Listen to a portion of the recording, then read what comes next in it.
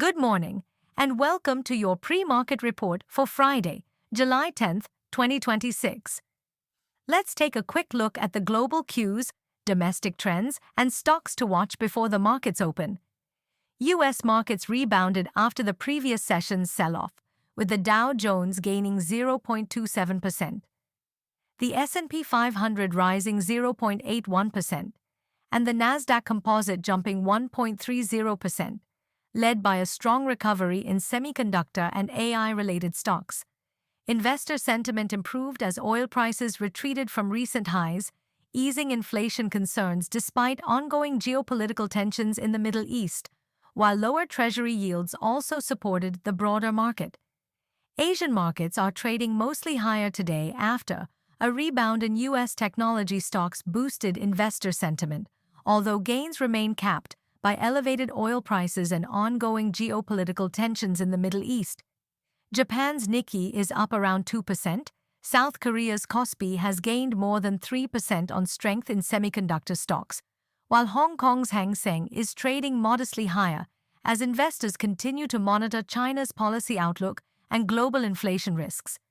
GIFT Nifty Futures as of 8 a.m. was trading at 24,111, thereby indicating a flat opening for the Indian markets today. Crude oil prices are trading slightly lower after recent gains, as easing concerns over immediate supply disruptions in the Middle East and expectations of higher OPEC Plus production have helped cool prices. However, geopolitical tensions and resilient global demand continue to provide support, keeping oil prices at elevated levels. Gold prices are trading slightly higher as investors continue to seek safe haven assets amid lingering geopolitical uncertainty and ahead of upcoming U.S. economic data. While a firmer U.S. dollar and expectations of a cautious Federal Reserve are limiting gains, continued central bank buying is providing underlying support to bullion. TCS reported a mixed performance for the first quarter, with revenue rising 2.2% sequentially to 72,275 crore rupees, while net profit declined 2.7% to 13,349 crore rupees. EBIT margins also moderated to 24%, reflecting continued cost pressures despite steady revenue growth.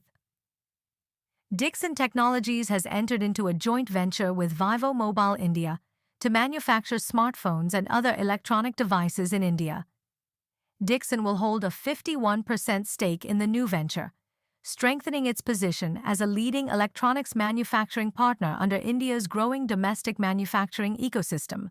Premier Energies has commissioned its new 5.6 gigawatt solar module manufacturing facility in Telangana and also broke ground on a 6 gigawatt-hour battery energy storage system plant, along with an aluminium frames manufacturing unit. These investments significantly expand the company's renewable energy manufacturing capabilities and support India's clean energy ambitions. Given the rebound seen in both the Asian as well as U.S. markets combined with a correction in crude prices, Nifty is expected to open mostly flat today. Supports for the index may be placed at 23,935, followed by 23,800, while resistances may be placed at 24,055, followed by 24,165. A positive bias may be expected at open with momentum sustaining if crude prices correct further. However, a correction later in the trading session may not be ruled out. Indian markets may remain volatile as investors assess the start of the Q1 FY27 earnings season, elevated crude oil prices amid Middle East tensions, uncertainty over the U.S. Federal Reserve's interest rate trajectory, FII flows, rupee movement, and global inflation concerns, all of which could trigger stock-specific and broader market volatility.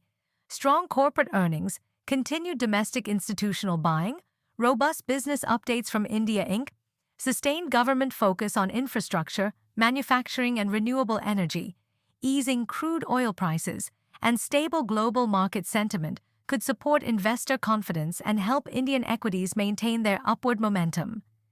Yesterday, foreign institutional investors were net sellers of about 533 crore rupees, while domestic institutional investors were net buyers of around 2,058 crore rupees.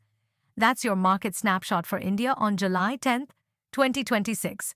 As always, don't forget to like, subscribe, and hit the bell icon for stock market related updates. Wishing you a focused and profitable trading session ahead.